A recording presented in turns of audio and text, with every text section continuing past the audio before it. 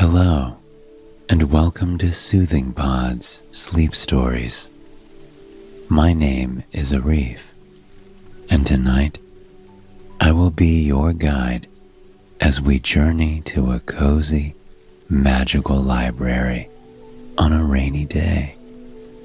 Together, we will step into wondrous books and be transformed as we learn and grow together, exploring peaceful, serene places and words you don't often hear used.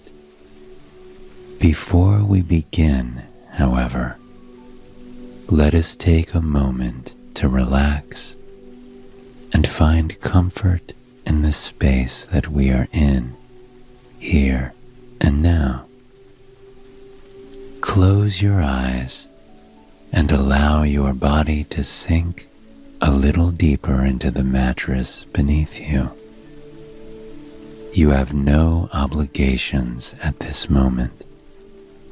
There is no to-do list. All you are meant to do here and now is rest. And you are already achieving that by simply closing your eyes and relaxing. You do not need to sleep immediately in order to rest. By lying back and listening to the sound of my voice, by trusting me to take you on this gentle, relaxing journey, you are already giving your body and your mind the gift of rest. With your eyes closed and your body resting, we are going to begin our journey to the library. Without opening your eyes or imagining what the library around you looks like, focus on the smells and the sounds. Smell that earthy, comforting aroma of well-worn books that have been passed from hand to hand for generations, inspiring different minds and making life worth living. Here, as other library goers flip through the pages gently, relishing in every word that their eyes skim over. And that aroma, can you smell it? It's the fragrant steam rolling into the air off of freshly brewed Earl Grey tea. You do not see who is drinking it, but you can hear the gentle clinks as they stir their warm tea, breathing in the aromatic steam. In the distance, you can hear the scribble of someone writing in a notebook. The strokes are long and intentional, blobbing and curling, cursive to be sure. You wonder for a moment what they are writing. From the cadence and the smoothness, the softness of their strokes, it would be fitting for them to write poetry. On occasion, you can hear them rubbing their thumb over the smooth page, contemplating the words that they have written. It is an act of love and care to craft something from nothing, an act that the people of this library and the people who created the books within it are well aware of. You can hear people sitting back on the plush chairs in the library, resting their weary bones and minds. You hear the squeak of the worn brown leather couch and the soft brush of the green velvet wingback armchairs rubbing against their autumn clothing. And far at the front of the library, to the left of you, you can hear the librarian stamping book after book with their dark black ink. You hear the sticky pull as the stamp rolls off the page and the encouraging, soft thud as the book is closed and handed off to whoever is borrowing the book. You hear their footsteps retreat as they head out of the library and into the world. And as they open that door, you hear the chirping of birds, flitting from branch to branch as they make their way through the world.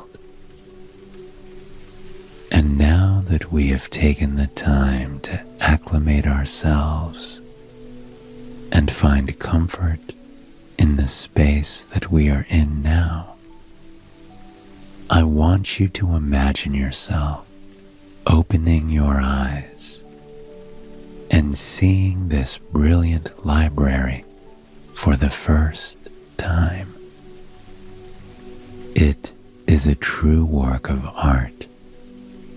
The tall, tall ceilings stretch 2 stories high, and the top is covered in a mix of beautiful watercolor frescoes with intricate crown molding and glass skylights that give you just a peek of the outside world.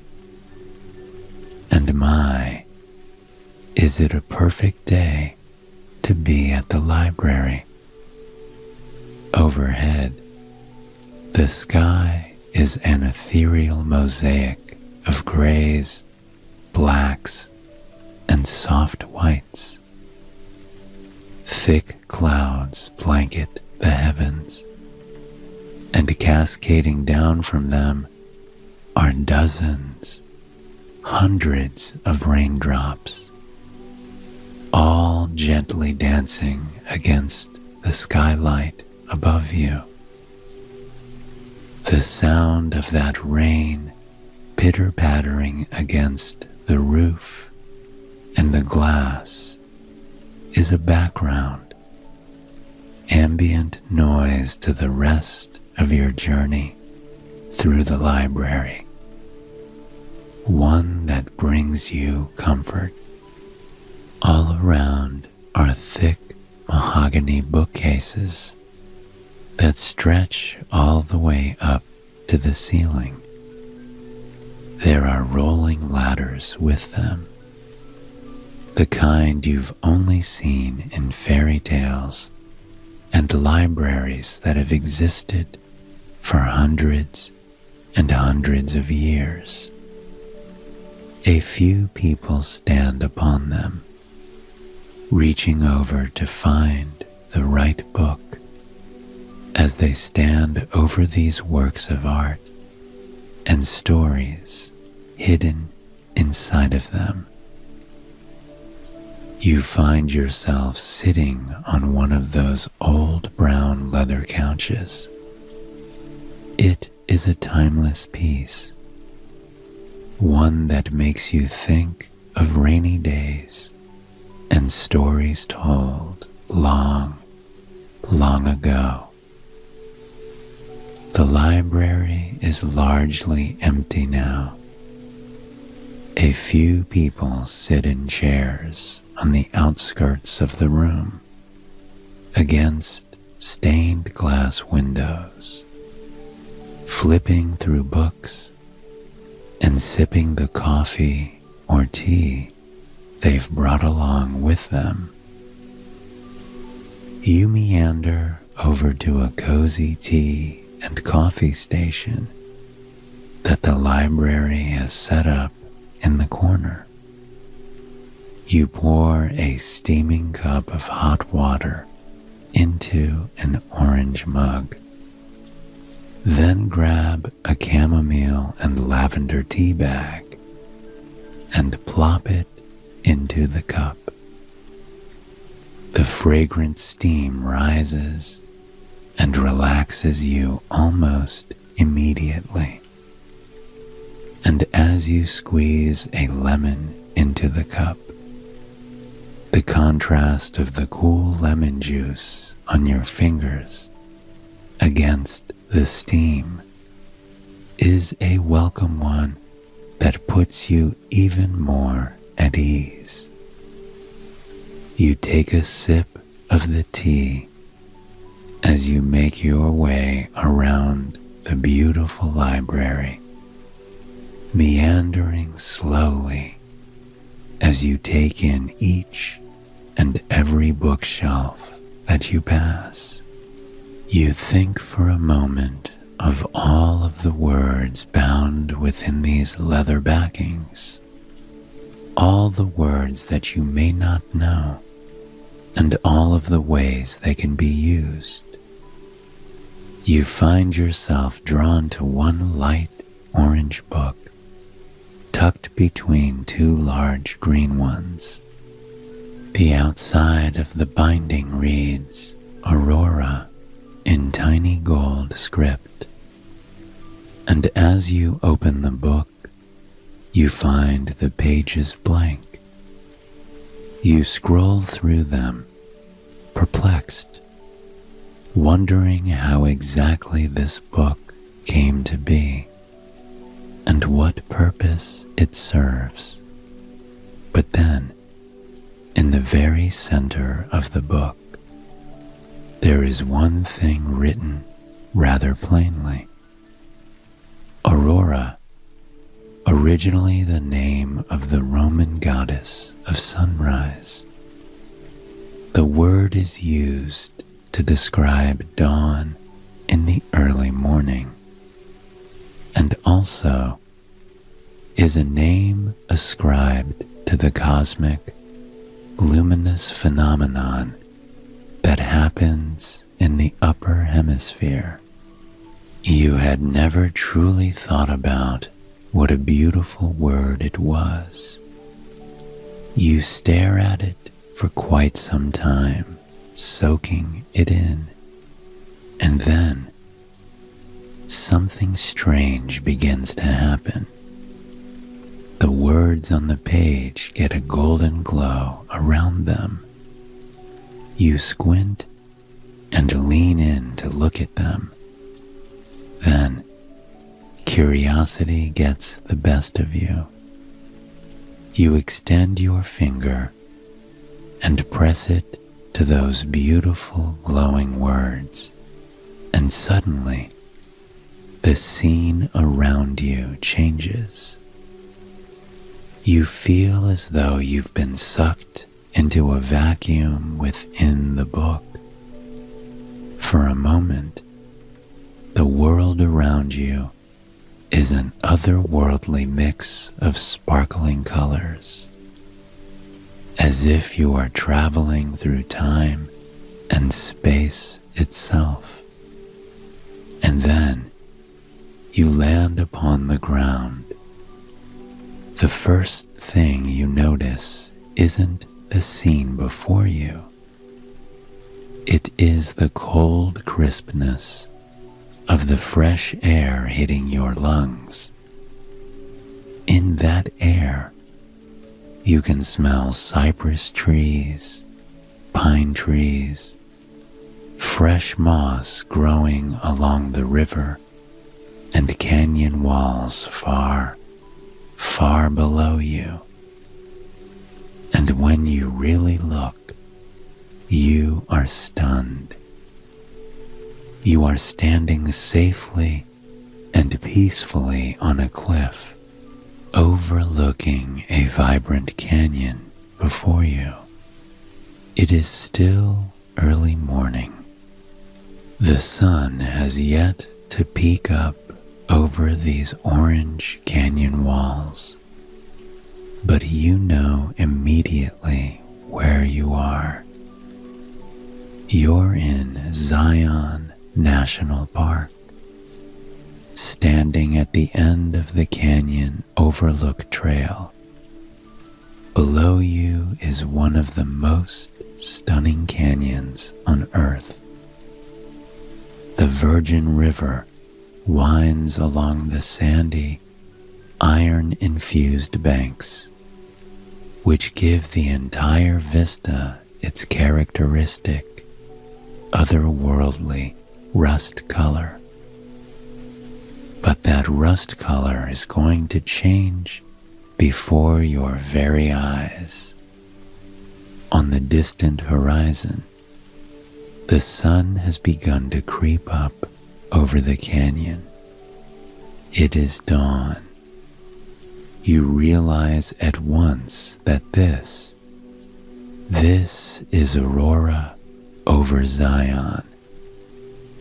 At first, the sky is slivers of orange, blue, and yellow, as if the sun itself hasn't awakened to its own vibrancy. It paints the sky in feathery, sleepy strokes, giving the clouds some faint definition and glow. And as it does so, it blankets the entire landscape in peace. This time of day, this aurora, is a time before most of the world awakens. It is a time where one can truly just be with the landscape around them, where one can stand in contemplative silence, listening to the birds sing their songs and whisper their secrets into the universe. And so, that is exactly what you do. You sit down on the rocky ground next to an aromatic juniper tree, and you listen to those bird calls echoing off the canyon walls. Then you watch as the sun puts on the most magical show on Earth. It paints the skies in a mosaic of colors: clementine, salmon, sanguine, goldenrod, even lilac and lavender, as if the sun cannot make up its mind. So it washes everything in every color imaginable. But perhaps the most beautiful thing of all is the way this light splashes across the canyon in slow motion, changing the colors of the walls as it moves. It illuminates the tips of the mountains first, giving their brilliant orange color a spotlight for the world. Then it creeps down, down, down, down over the canyon walls, illuminating them slowly in blue, then gold, then bright crimson red.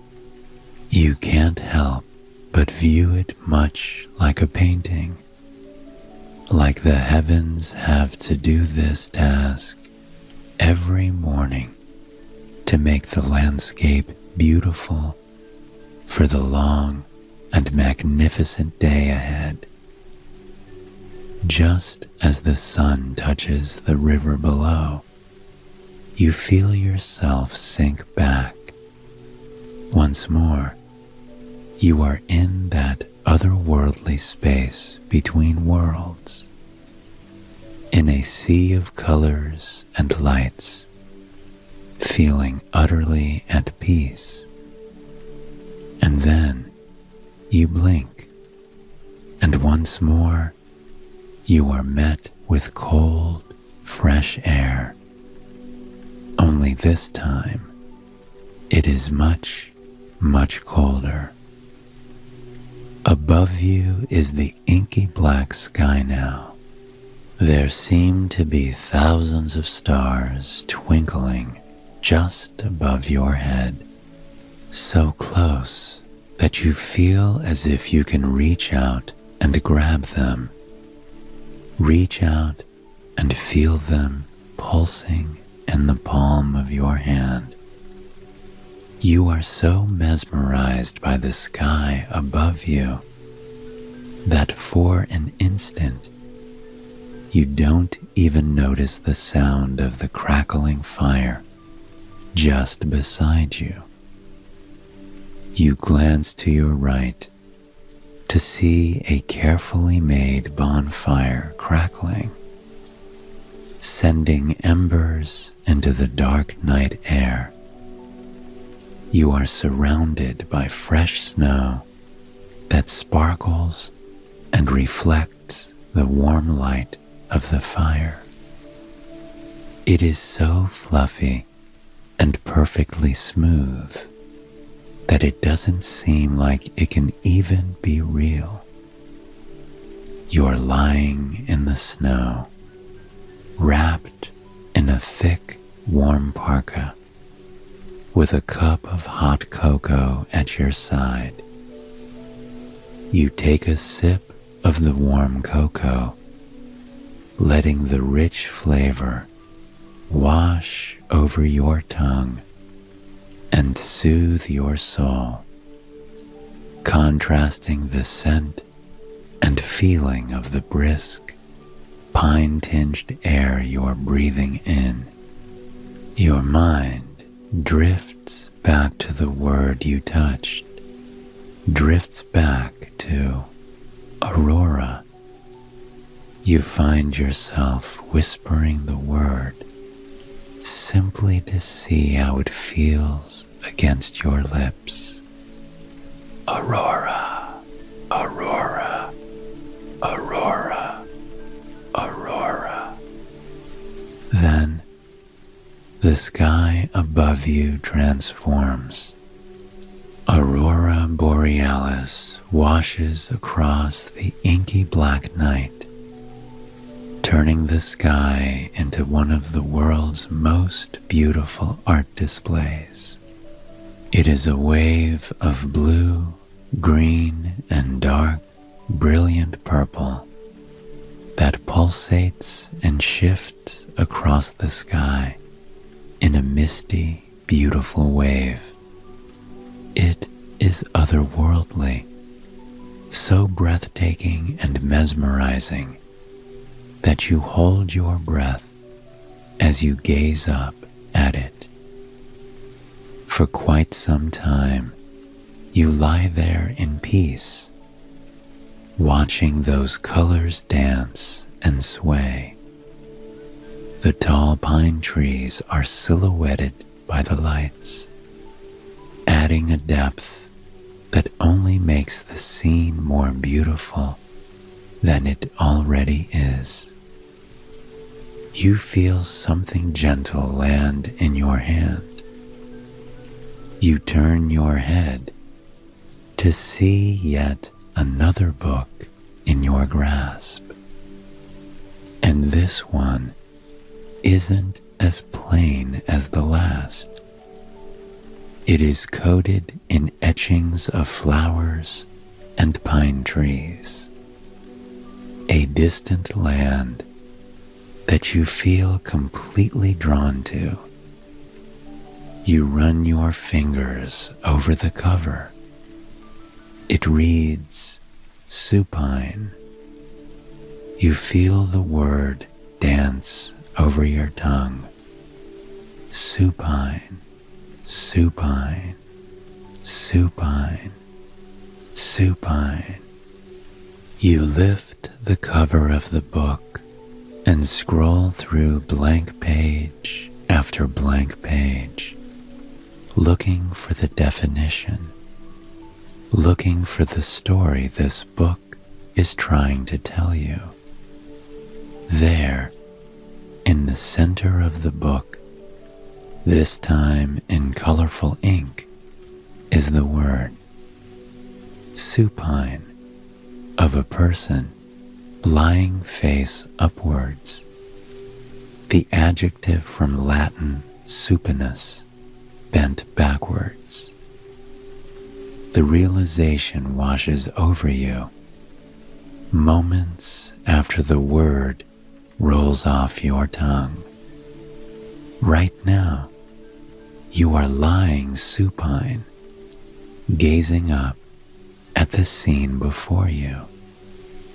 And as that realization comes, the scene once more begins to change.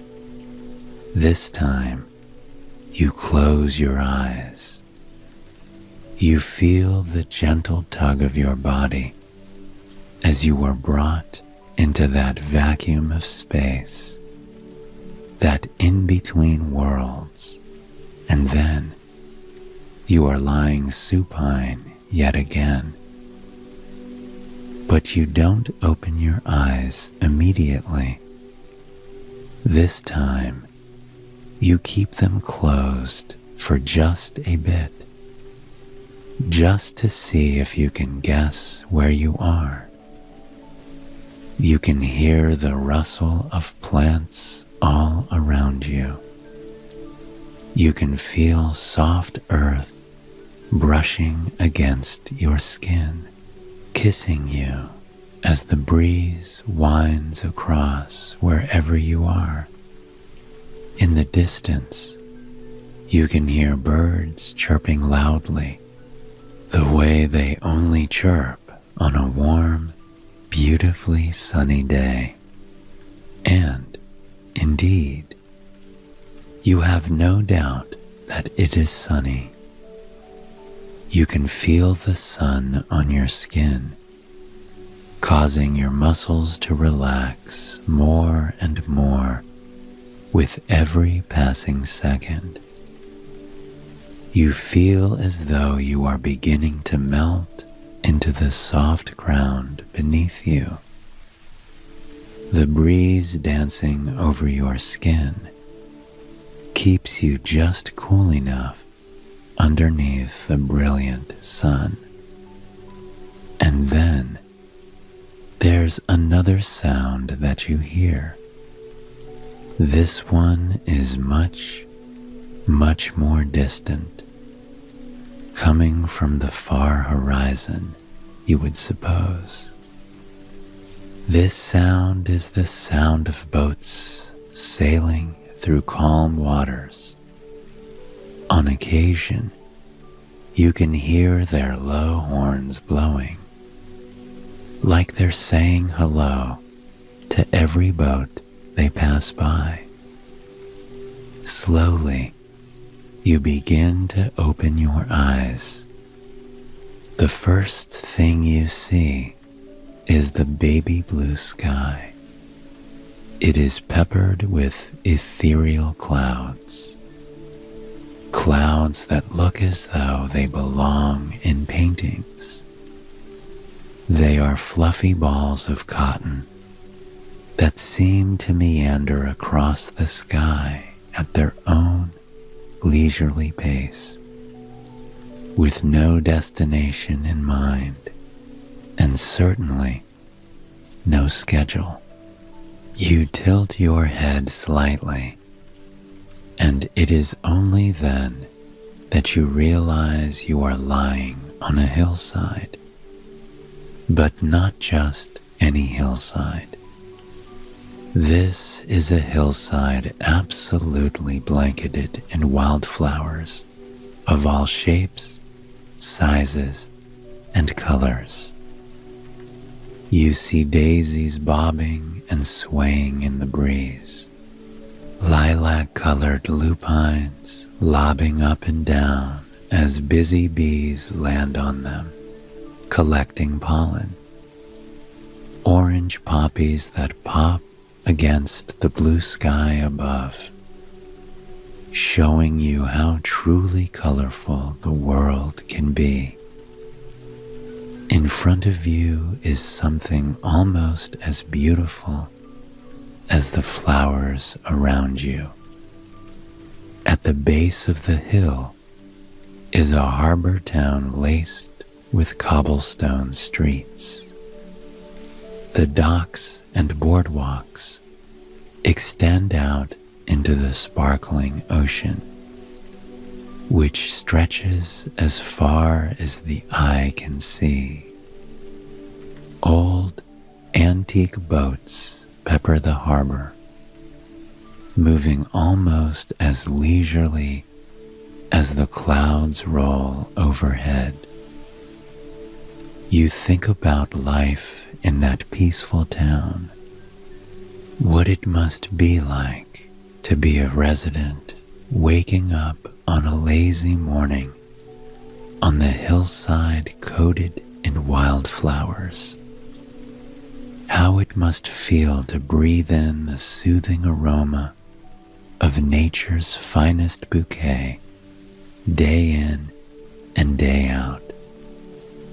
And then you think for a moment about where you are, about how nice it is to lie supine on your back, with no goal in mind but to simply be, and to let your body relax and unwind.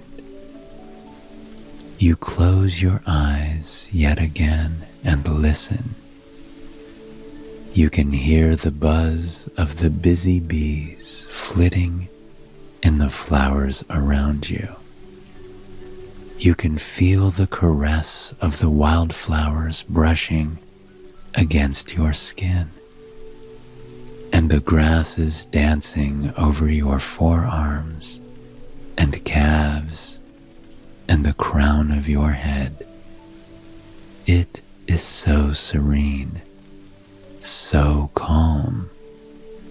You feel yourself growing sleepy, and then two sensations surprise you. First, you feel something land upon your nose. When you open your eyes, you are greeted with the sight of a butterfly resting upon your nose, gently flapping its wings. It takes off from its perch and floats above you. You can see the sun through its thin, airy wings, which are so gentle, so precious, that it's hard to believe they can even keep the butterfly aloft. The second sensation is the book landing in your hands yet again. You glance over to see the title staring back at you. This time, the cover is stark white, the color of snow, and the title is in the thinnest, softest cursive you have ever seen. It reads Gossamer. You roll the word over your lips a few times. Gossamer, gossamer. Once more, you flip through those empty pages until you come to the only writing. To your surprise, this time, you are also met with an illustration. It is an illustration of the butterfly that has just landed on your nose, so lifelike that it almost looks like the butterfly itself has been pressed into the pages. And above it, the words are scarped in that same gentle print. Gossamer, used to refer to something very light, thin, or delicate. By now, you know what is coming next. You close your eyes as you enter that space between spaces yet again. It is a welcome feeling, one that makes your body buzz with excitement and yet, at the same time, feel utterly at peace. Before you even open your eyes, you feel it. A cool mist washes over you, instantly refreshing your body and your mind. You can hear the unmistakable roar of a waterfall just before you, and in it, you can feel the power and beauty that it contains. When you open your eyes, you are met with a sight unlike any other. The waterfall seems impossibly tall above you. It cascades down the slick granite cliffs, landing in a pool of rocks and moss below, before it continues to wind its way down, even deeper into the valley that you are now standing in. You gaze for a moment at the carpet of moss and lichen and water-loving plants that cling to the rock walls around the falls. They embrace the constant mist, they thrive in it, and their vibrant colors are so rich that they cause a sense of serenity to fill your entire body. You turn your gaze back up to the falls as they tumble down. It is incredible that the falls cascade down with such force, and yet they appear to be moving in slow motion.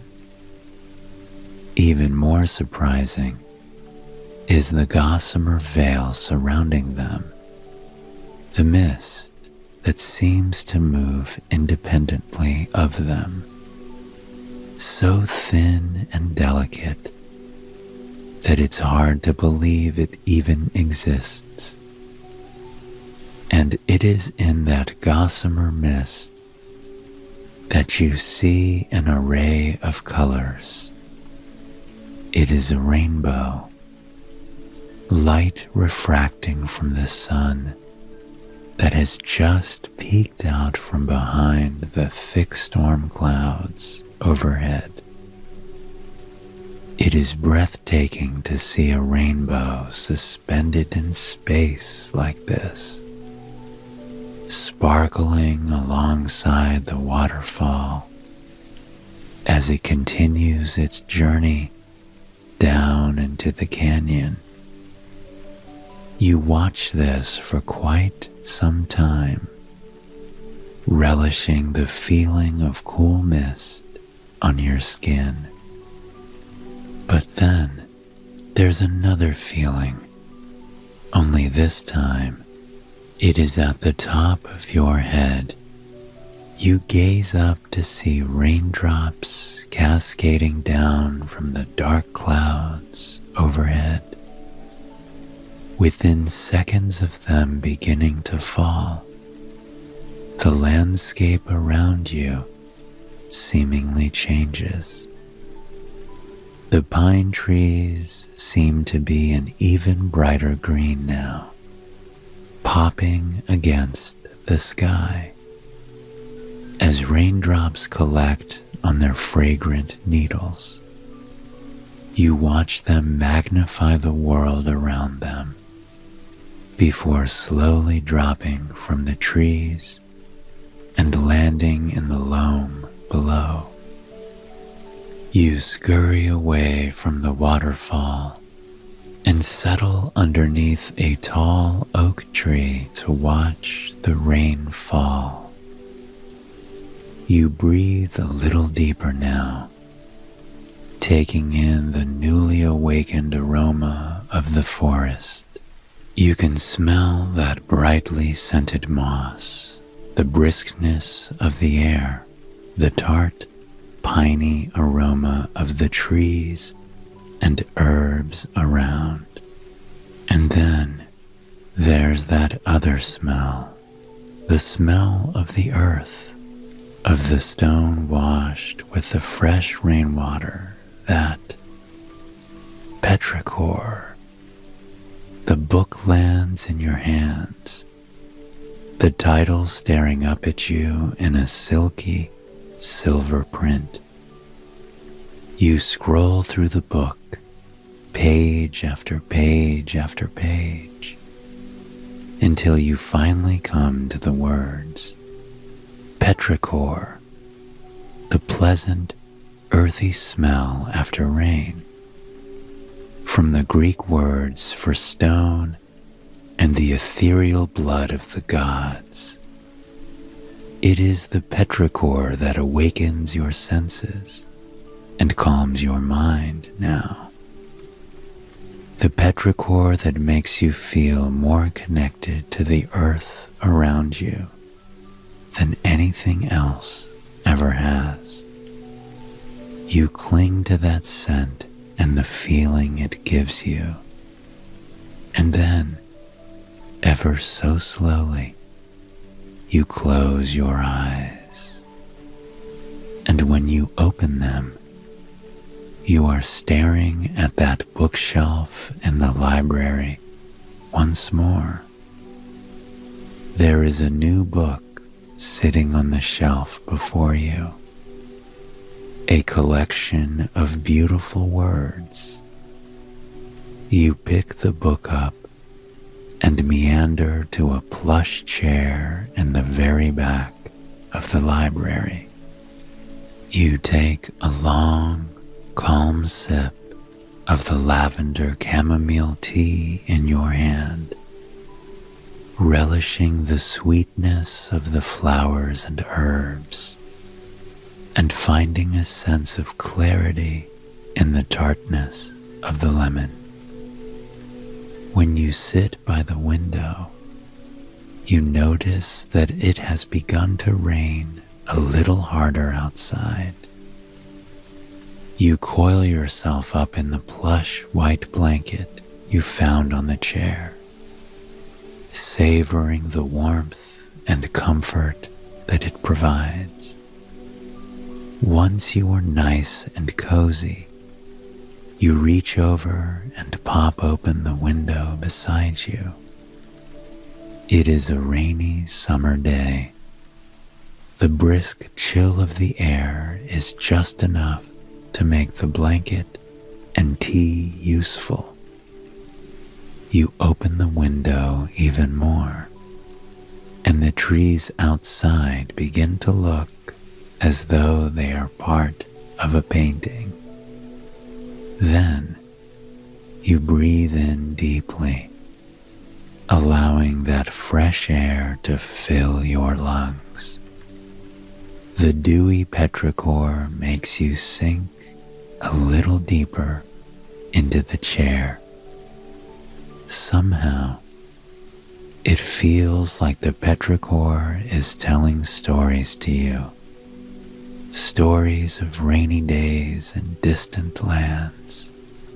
Stories of rainy days beyond castle walls. Stories of ancestors riding their horses through wildflower-coated woods. Stories of people in harborside towns, hiding underneath bakery overhangs, breathing in the petrichor and the aroma of freshly baked bread. You give a dreamy sigh and pop open the book before you. It is all in long, flowery cursive, And as your eyes drift down over the words, you feel the sense of serenity within you grow and grow and grow. The book reminds you that there is beauty and power in words, that they have the ability to transport us, to soothe us, to tell us stories of connection and stories that ground us. There are always new words to learn, and always new places those words can transport us to. By simply being in touch with the world around us, we allow our bodies to rest. So whether it be awakening to see the aurora, or traveling far north to see it, or lying supine in a meadow filled with gossamer-winged butterflies, or standing beneath the gossamer mist of a roaring waterfall, while finding peace in the dewy petrichor the falling rain creates. There is rest waiting kindly for you whenever you are ready. I hope you have enjoyed this story, and it has brought you a night of peaceful, restful sleep. Please join me again tomorrow night for another sleep story. And until then, sweet dreams.